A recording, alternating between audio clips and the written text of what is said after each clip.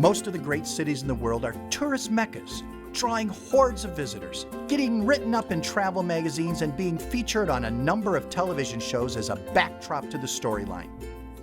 But occasionally, one runs across a treasure that is yet to be widely acclaimed and that is truly a great find and can lead to some of the best travel experiences imaginable. Jaisalmer is one of those rare finds. Join us today as we remove the veil from one of the truly wondrous cities of the world, Jaisalmer, India's hidden gem. Namaste, I'm Bill Ball, and I'm going to be your guide on this episode of Journeys in India. And this is India. When Mark Twain traveled through India at the turn of the 19th century, he wrote that India is the cradle of the human race, the birthplace of human speech, the mother of history, the grandmother of legend, the great-grandmother of tradition. Our most valuable and most instructive materials in history are treasured up in India only. Join us each week as we explore the entire Indian subcontinent, from Kerala in the south to the Himalayas in the north and all points in between. We'll introduce you to the architecture, history, and culture of one of the most exotic, mysterious, and influential places on Earth.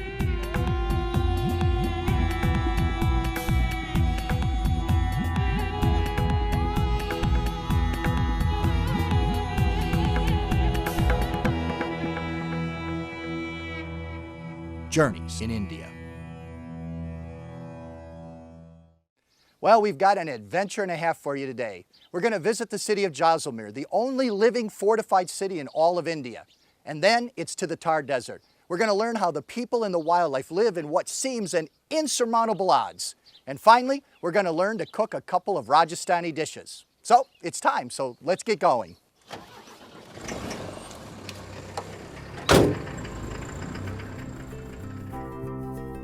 But where to get going?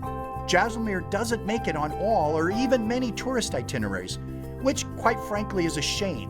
It is one of those most unique cities of the world. Jaisalmer is located in the state of Rajasthan at the edge of the Thar Desert. Thar, by the way, means abode of death, which might be the reason it doesn't end up on many Indian itineraries. But it has actually been on a traveler's itineraries for centuries, as this city was a wayside on the Silk Road. To the early camel caravans of the Silk Road era, the site of Jaisalmer Fort must have been both foreboding and welcoming. Welcoming in the sense that they knew they could get supplies after weeks in the desert. Foreboding because they knew they would have to pay taxes just to pass through the area.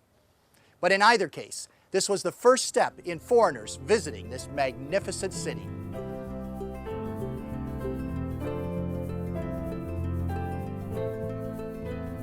We're kind of jumping ahead of ourselves here. The first step for Silk Road traders or modern tourists is getting to Jaisalmer, and that's not easy. The nearest airport is in Jodhpur, which is 287 kilometers or 178 miles away. You could take the train for 10 hours. Second class is hard benches, so beware, or a public bus, which is even more rustic, but can make for great stories later.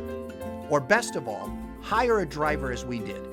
The cost is relatively minimal and provides great comfort and a quicker ride. Even if you hire a driver, don't be tempted to drive from Jodhpur straight to Jaisalmer. There is much going on along the road, and it would be a shame to miss any part of real-life India that is all around you. In fact, before you leave the Jodhpur area, you should spend some time in this exceptional city as well. Just minutes from the airport, Jodhpur's great medieval fort dominates the landscape with its massive 400-foot-high cliffs and 6 miles of walls, broken by 8 monumental gates. Rudyard Kipling said the fort was the creation of angels, fairies, and giants. The fortress was so strong that the mighty Mughals, who had captured all the land around Jodhpur, could not take the city by force. Today, that incredible defensive wall and the city inside is a museum that can be captured by anyone who wants an adventure into history. It might be hard to pull yourself from Jodhpur, but remember, we have to head down the road to Jaisalmer.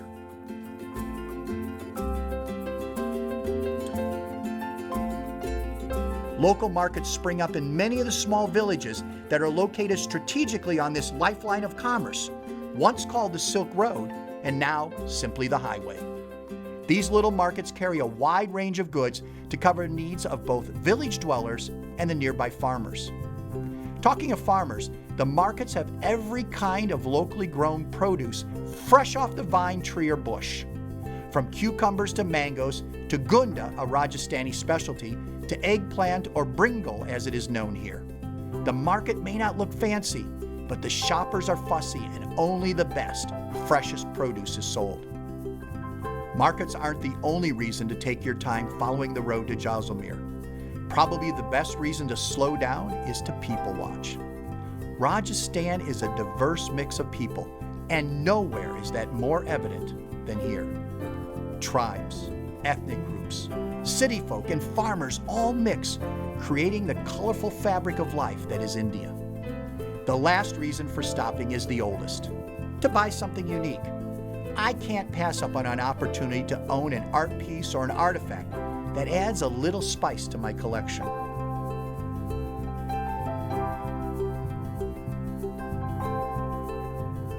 Our driver knows some people in a village along the way and suggests that we stop.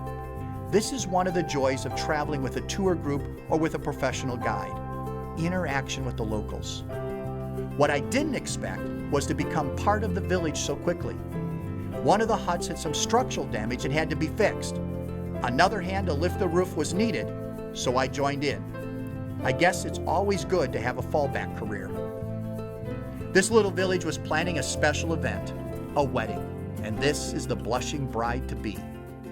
The parents' house is specially decorated for the wedding with a traditional floor painting. The parents sit on one side of the design, while the bride and groom sit on the other.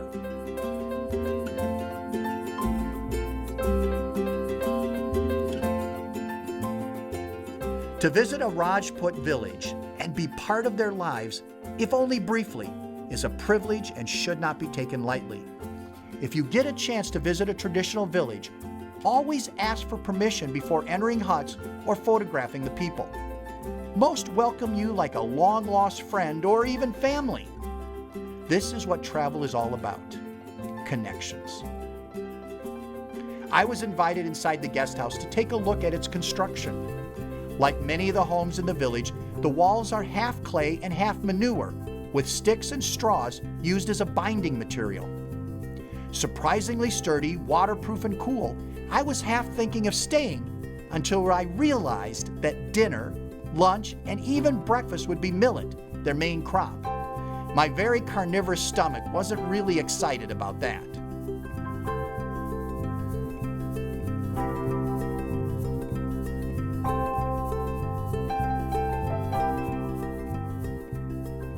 It wasn't long after we left the Rajput village that we arrived at our hotel. Mirvana Nature Resort is a luxury tented camp, but that really doesn't do it justice. These royal shikar tents have been handcrafted using natural local materials. The tents are on raised marble platforms with both cooling for the hot desert days and heating for the cool desert nights.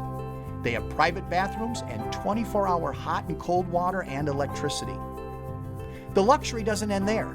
A high-end modern dining hall is provided for guests, and a lovely pool beckons the would-be swimmer. Since Mirvana is actually set on a working farm, the food is organic with fresh dairy and poultry products. Even a carnivore can appreciate that. I was lucky enough to catch the resort's manager and daughter of the founder. I had heard the resort was eco-friendly and helped the local villages, and I needed to know the meaning behind its name, Mirvana. First off, when we drove in, I noticed we drove through what looked like a farm. Is that correct? Is this surrounded by a farm? Yes, the resort is actually surrounded by a farm. The farm is 109 acres, and the resort is a part of the farm. That's where it gets its name from, Mirvana Nature Resort. What is Mirvana? Mirvana is basically an illusion. We have used two words. Mirvana becomes nirvana and mirage. So we want our guests to experience nirvana in a mirage. Now, I've been walking around. I've noticed that there are solar panels up in different places. Obviously, you're trying to take advantage of the sun. You're doing some eco-friendly things here, also with water too. Tell me about that. We're very recently trying to go completely solar. We started with the water, hot water. Instead of having geysers and other electric devices to heat the water, we did this solar system to heat the water. And another was we had boilers, which you burn wood fire to use to heat the water. So we have both of them, which are both very eco-friendly. And we are conserving water in the farms. We use drip irrigation and sprinklers only. That controls the water, and the plant gets only as much water as they need, so no water is really being wasted. What we've done is we also reuse the water that has been used in all the rooms. They go separately into another tank, which is around 30 feet deep. The water is recycled over there, and it is used again for the farm after some time. We're doing that with the water in the swimming pool as well.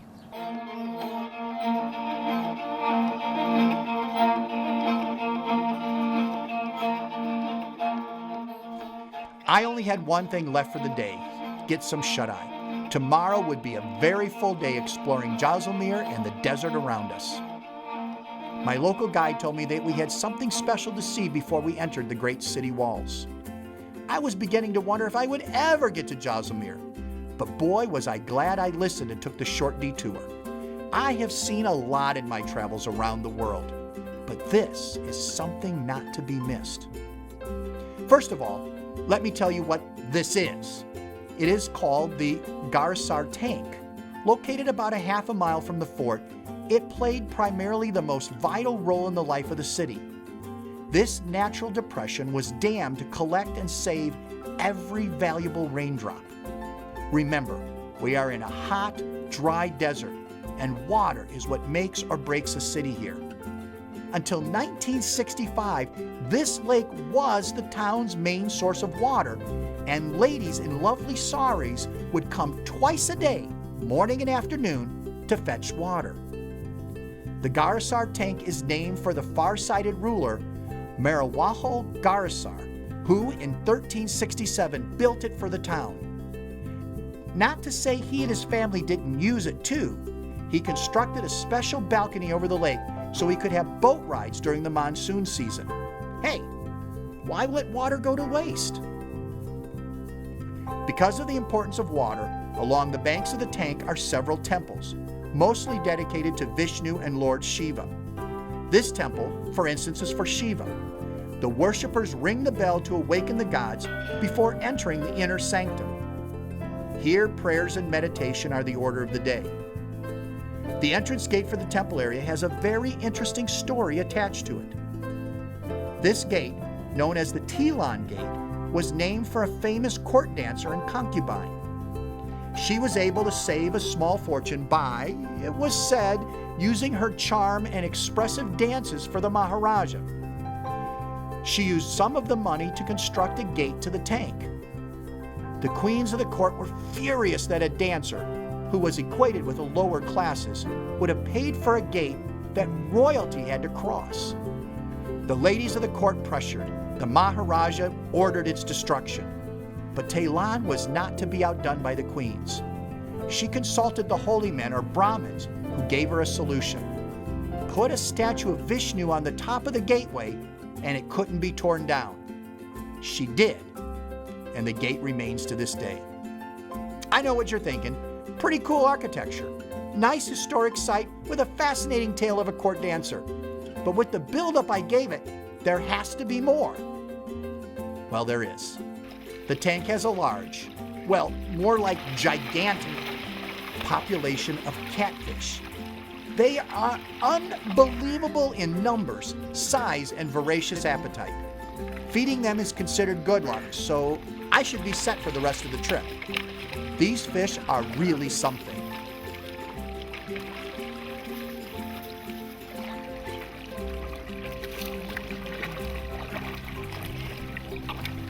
No matter where you come from, whether you're native Indian or foreign visitor, there is one sight that won't fail to amaze you: the Jaisalmer Fort.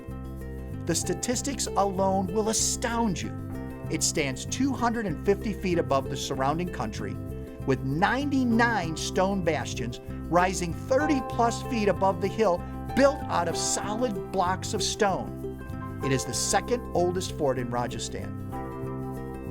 The fort was built by the Maharaja Jaisal in 1156 AD, or nearly 1,000 years ago. Many of the towers and gates were added in the 16th century. Most remarkable of all, though, is that this is not a museum piece, but a living city. About 5,000 people still live within the walls of this massive ancient fort.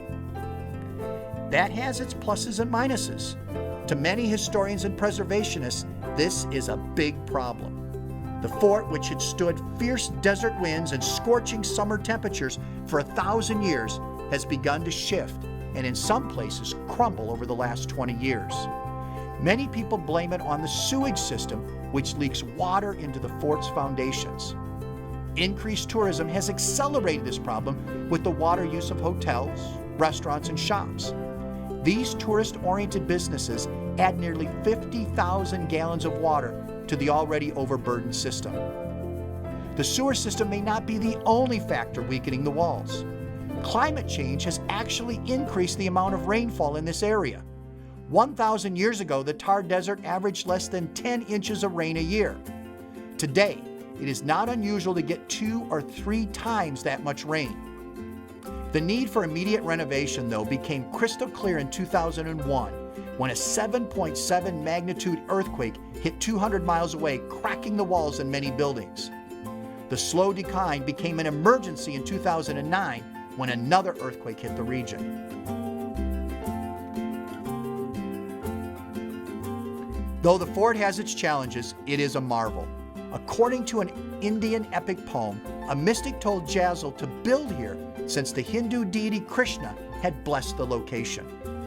The hermit said the fort would be nearly invisible to its enemies. Since the walls of the fort are built of local sandstone, they blend into the cliff face. We've admired the outside of the fort long enough. It's time to get inside and see the treasures of the town. The main entrance to the fort is the Akhi Pole Gate. The road into the fort's precincts twists and turns, going from one gate only to have to enter through yet another.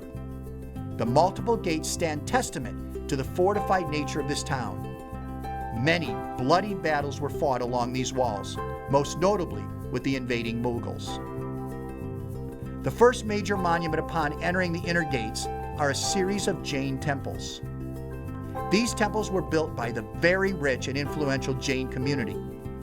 Though Rajputs, the ruling class in Jaisalmer, are not Jains, the financiers were, which gave them considerable power. They received religious freedom and reciprocated by adding a pantheon of Hindu deities, the Rajputs' faith, into their temples.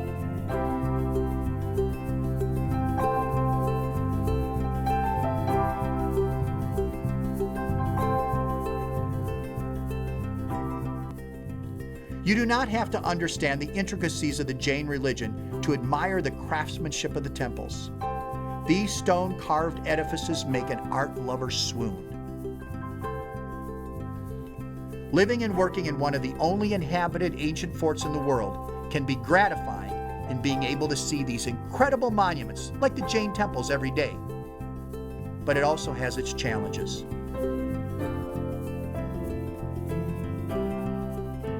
Even with increased annual rainfall, water is a problem that won't go away. The slow deterioration of buildings threatens the very homes that families have lived in for generations.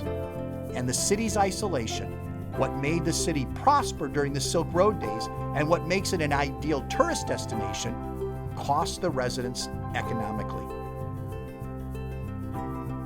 Given all the hardships the locals face, they not only endure, but they actually prosper. There has been talk of moving the residents out of the city walls to a more modern, convenient part of Jaisalmer, but the residents have fought that idea with zeal. The reason the residents are not willing to take a nicer house with modern facilities is the unique lifestyle they have inside the walls of this ancient marvel. The local markets bring everyday goods like fresh vegetables within easy walking distance, something modern developments lose.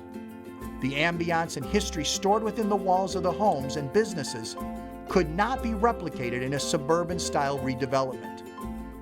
But probably, most of all, is the sense of community that is evident inside the fort's walls. As an example, weddings are big events here. Even though many of these people cannot afford a dowry for a traditional wedding, instead, they paint the outside of the house with a Ganesha to let the neighborhood in on the good news. This homey atmosphere translates well for the visitors in shopping opportunities, historic buildings, and unusual encounters. One type of home that's easy for me to understand why the residents don't want to move out is the havelis. So first of all, what in the world is a haveli? They are basically 18th and 19th century mansions built by wealthy traders. Today, many of them still are lived in by the descendants of these economic giants of yesteryear. In general, they are covered with intricate carvings created by skilled Muslim stone carvers for the Hindu traders. The carvings can be so fine, it appears more like lace than stone. Multiple generations live together with separate women's quarters free from the outsider's eyes. The havelis are in great shape despite the ravages of time, since Jaisalmer stone carvers are still fine artisans and do regular restoration on the mansions. Many, though, are taking their skills abroad now to new wealthy clients in the Middle East.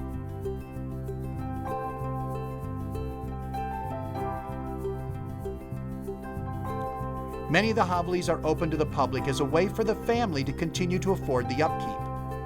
The owners charge a modest entrance fee and may also have a small shop inside. Visit more than one haveli. They are all close to one another, since each has its own unique story. Sometimes I see something that just deserves to be shared for its utter strangeness. This is definitely one of those. This man may have the longest mustache in the world. In fact, his father is actually the Guinness Book of World Records holder with a 6-foot 6-inch mustache. The son's mustache is 4 foot 6 inches long. Now, I must ask, is this something or not?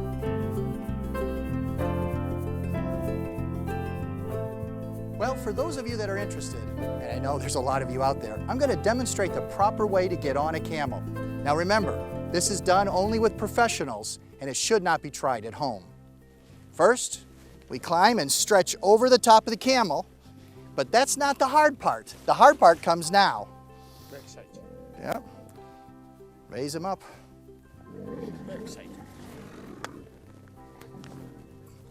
That's the hard part. It moves back and forth, back and forth. But once you get on top, it's a smooth sailing from here. They call them the ships of the desert because maybe some people got seasick riding on them.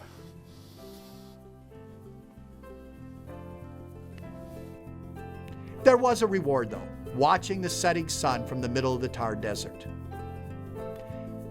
I'm not complaining. Okay, maybe I am just a little bit, but the producer promised that the camel ride was it.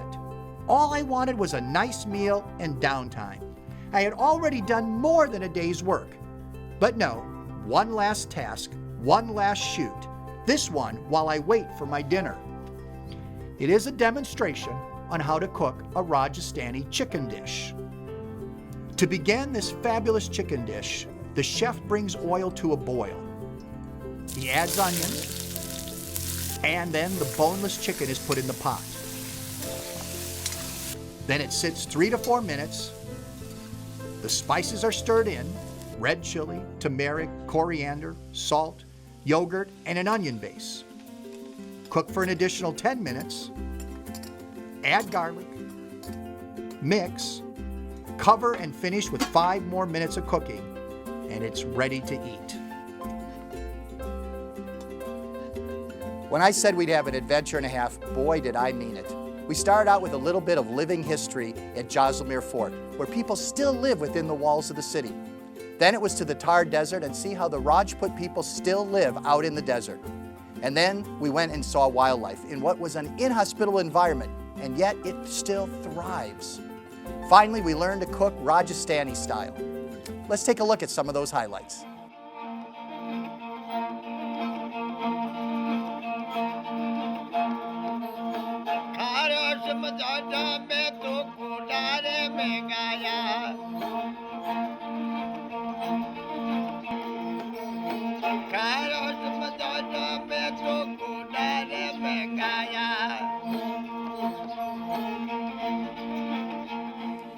I'm Bill Ball, and I'll see you on the next episode of Journeys in India.